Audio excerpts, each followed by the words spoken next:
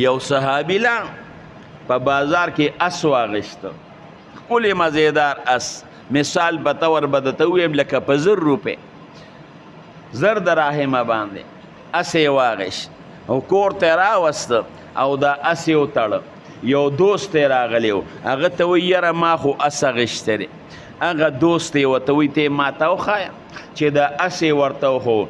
یاره وایي ډېر بهترین اس ته الله پاک درکړی دی او د کم نه کم د 1500 درهمو خو دی 1500 خو په منډه دا خرڅېږي، د 1500 خو دی.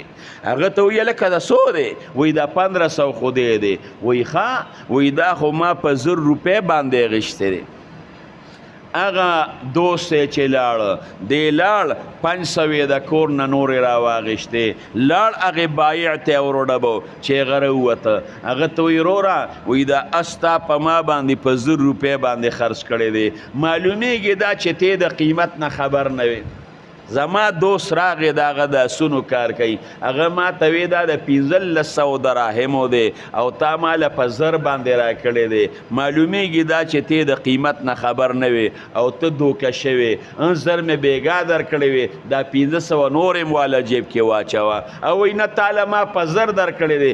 دی وایي نه، وایي ته د قیمت نه خبر نه وې، دا 500 نور هم واله جیب کې واچوه. دا شی پکې چا پیدا کړنو؟ دا پکې دین اسلام پیدا کړ.